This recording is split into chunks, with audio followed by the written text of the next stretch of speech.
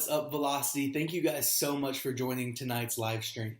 I don't know about you, but this gives me major flashbacks into quarantine days and when we had to do this all virtually. But tonight we're doing this for a little bit different of a reason. You probably know that on Sunday a big storm came through, and I actually saw, as I was standing outside the building, a lightning bolt strike near our campus, and it took out all of our power and electricity, and we still don't have that all up and running, and we want to make sure that it's safe once we do get it all working. And so we aren't able to gather in person tonight, and because of COVID we can't take 100 plus people and gather them anywhere else. And so we're moving this all to virtual, but how cool is it that we still get to do this? And tonight you're still going to get to hang out with your groups. Your small group leaders are so stoked to hang out with you. And here's what's really cool. I think that this small group, because I'll tell you why in a second, I think that this small group, if you will actually log on and take advantage of it over Zoom, that this will be your favorite small group all year. And it just might be the most helpful small group you have ever had. And so here's what's going to happen tonight. I'm not going to take up a ton of your time. I'm going to talk for 10-15 minutes on this idea of being an influencer and how God can use you to influence the world. And then we're going to give you an at-home activity that you can do with your siblings, with your parents, or just by yourself. And then when you hop onto your Zoom group afterward at 8 o'clock, you can talk through this activity together, and it's going to be a game changer. Trust me. You're going to have a ton of fun still hanging out with your group, even though we can't meet in person. Cool. So that's kind of what tonight's going to look like. I'm just going to dive right into what we're going to talk through. We're in a series that we're kicking off tonight called Influencer.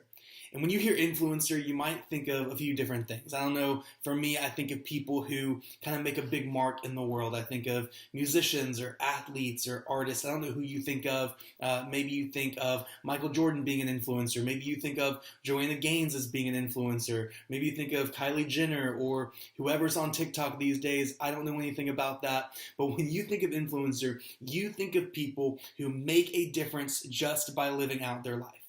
But here's what we don't often think of. We don't often think about us being an influencer.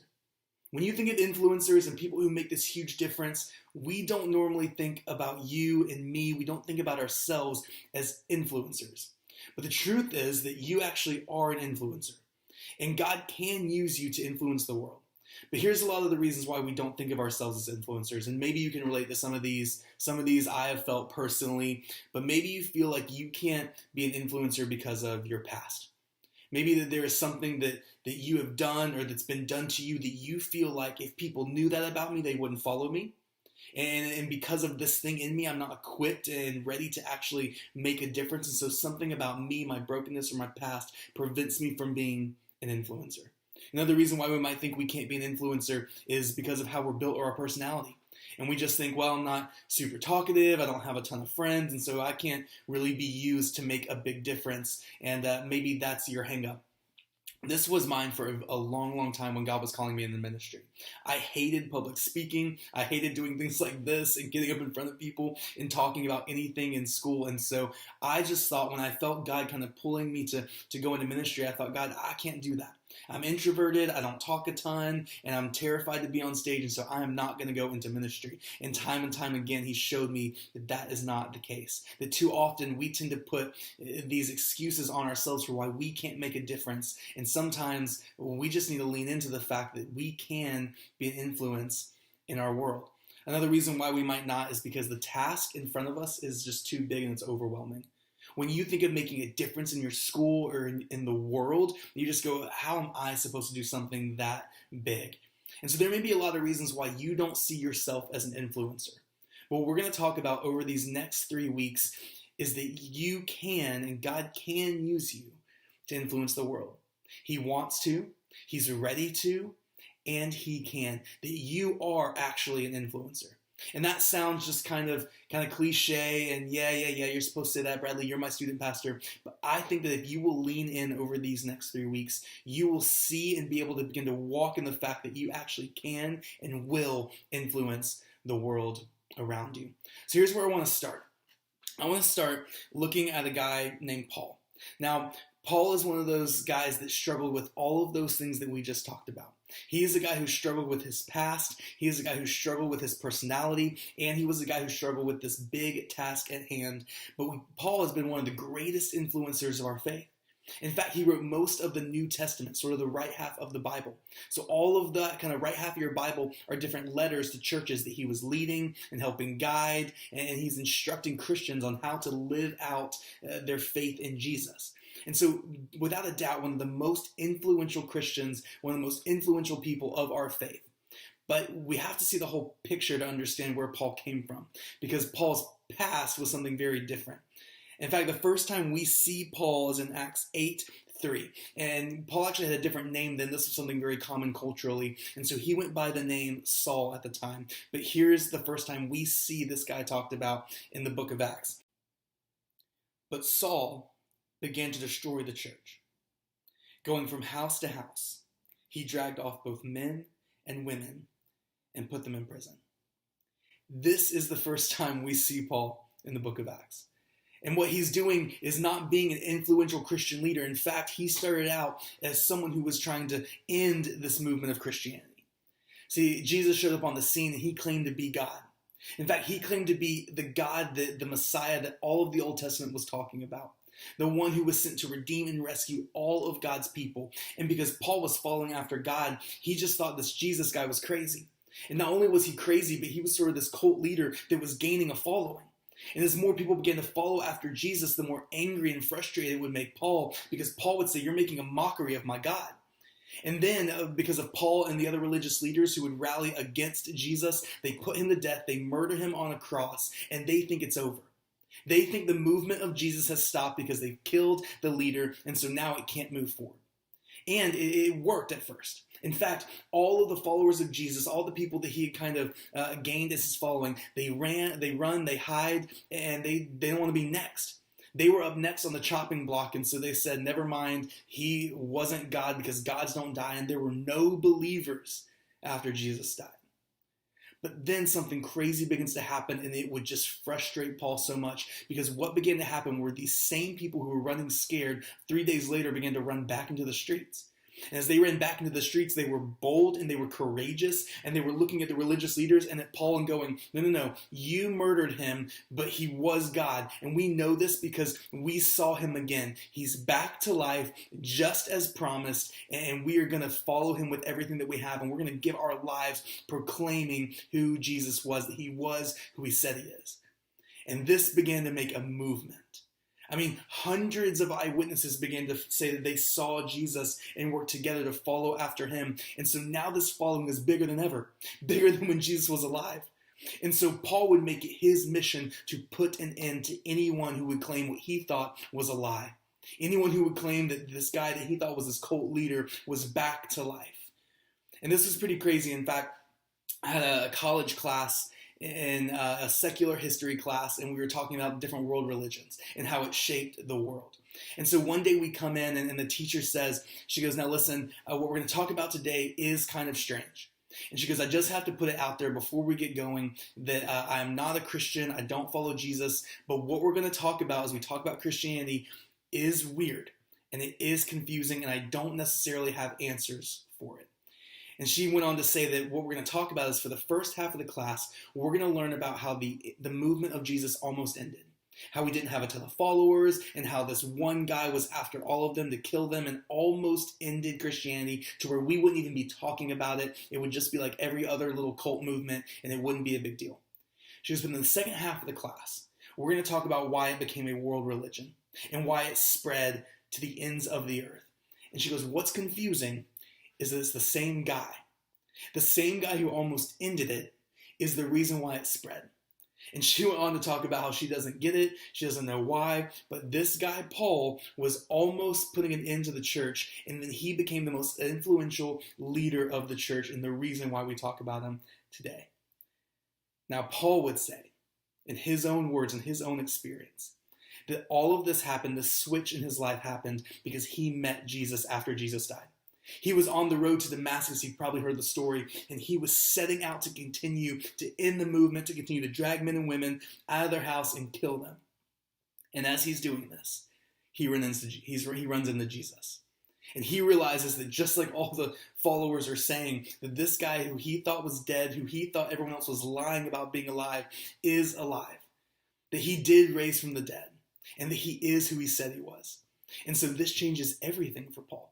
Because he thought he was doing a good thing putting it into this movement, but now he realizes they were right. And so he now gives his life to chase after Jesus, to become one of the people who spreads this message and who tells others about him. And he became the follower of the same one he was trying to kill. It's an incredible story, and he's a historical figure that flipped everything upside down. But I want you to think about this as we think about Paul and being an influencer. Paul had a lot of the same excuses that we said earlier why we don't feel like we're influencers. Paul had a past. If there was anyone that had a past, it was Paul. Because here's what I know. Even on your worst day, even at the moment of your worst mistake and that thing that you feel guilt and shame over and keep yourself up at night over, on your worst day, you were not as bad as Paul was. Because you were not bringing families into the street and murdering them for claiming the name of Jesus. In fact, the thing that Paul is now giving his life for, he used to hurt people because they claimed it. Can you imagine the guilt that Paul wrestled with? In fact, if you read through his letters, you'll kind of see him talk about this. How he is just so grief-stricken over his past. And if there was anyone who could say, because of my past, I'm disqualified from being an influencer, it would be Paul. But now let's see this a little bit differently.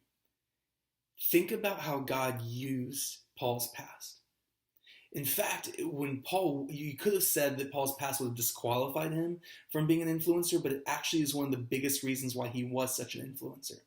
Because his story began to spread everywhere. People would go, wait, that guy? The guy who murdered my cousin is now following after Jesus? You mean the guy who almost put an end to the church is now the reason why it's spreading? That Paul? It was Paul's past that actually made his story so powerful. That made his story so convincing to others. That made his story the reason why we're talking about it today. It was Paul's past that God actually wanted to use for him to be an influencer. What he thought would disqualify him actually qualified him more than anyone else. Now let's take it a step further. It would be easy for Paul to look at his skills and his traits and his personality and think that he couldn't be used as an influencer. Because he's one of the greatest leaders in the organization against Jesus. How in the world is he supposed to be used to help the movement of Jesus? But if you look at what his skills were, he was an amazing leader. He knew how to build an organization. He knew how to communicate and build a movement. He actually also had access to a huge circle of influence that included a lot of Jewish people who thought the same way that he thought. And so here's what's cool about Paul, is that he now gets to use all of that for Jesus. He understands how to build organizations and churches. He understands how to communicate and build a movement and help people grow. He even also had access now to this circle of people who believed the same way he did, that he could walk up to them and walk in any synagogue he wanted to, flash his Pharisee card and say, hey, listen, I was where you were sitting, but here's what happened to me. And just the thing that you would have thought would disqualify Paul is actually what made him an amazing leader for the gospel. See, too often I think we look at our personality and think, well, it doesn't fit the way we think it should. Or it's not, or we're not going to be used like that person is. But we're missing the ways that God has actually built us to be an influencer in ways that are unique to you. You actually have pieces of your personality, of your gifting, of your circle of influences that it's so easy to miss, but God might have actually designed you for a purpose. That everything that's in you, that he's put inside of you, is unique to you, and he actually has a purpose that's built out for you.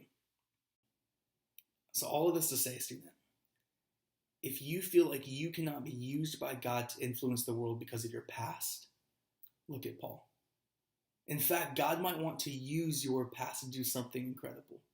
God might want to use your story to show people the amazing things that Jesus can do in a story.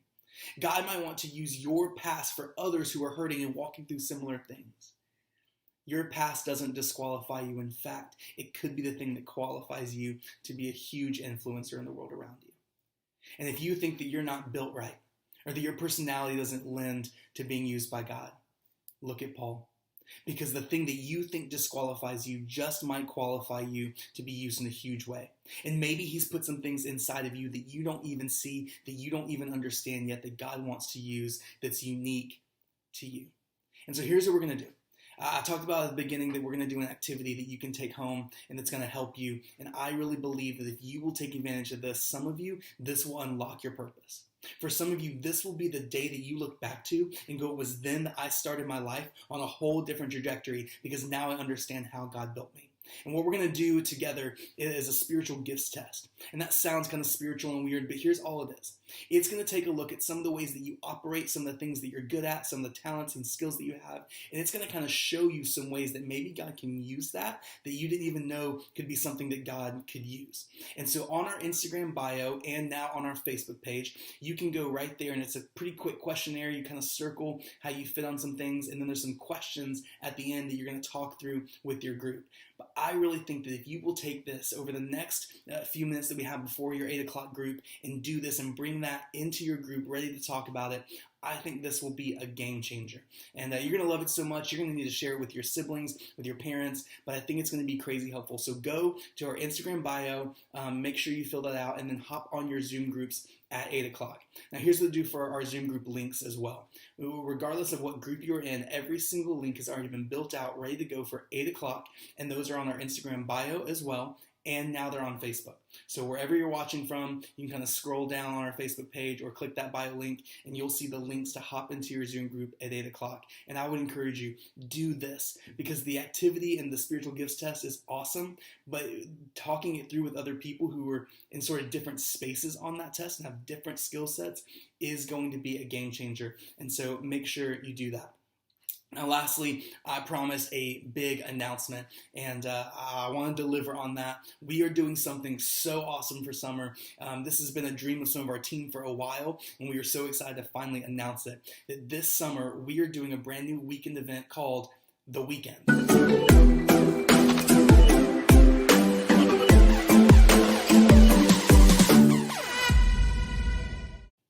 Guys, this is going to be 2 days that you do not want to miss. We're going to do so much packed into these 2 days. We're going to have some amazing sessions. We're going to have some awesome after parties. We're going to do a bunch of activities like rock climbing. You're not going to want to miss this. You're going to want to make sure all of your friends, your whole group is here for the best summer yet. And so we're going to talk more about all those details and what that's going to look like in the weeks ahead. But the biggest thing I wanted you to know was to go ahead and have that date marked on your calendar. Tell your parents we're not going anywhere on this weekend because I'm going to be a part of what's happening, and that's on July 9th to 10th, so make sure you have those marked on your calendar because we want you there. And again, I'm going to come at you with way more details in the weeks to come, but make sure this is marked down.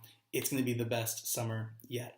Guys, that's really all I have for you in this time. Again, thank you so much for joining on the live stream. So right now, head over to our Facebook or our Instagram bio, download that assessment, do it real quick, and then at 8 o'clock, your leaders are so stoked to hang out with you and to talk through it together. It's going to be a game changer. And next week, we're back in person. So we're going to keep this influencer conversation going. And so what you're going to do tonight is going to help with next week. And so make sure to take advantage of that. And then we'll see you back in person next week. I hope you guys have an amazing weekend.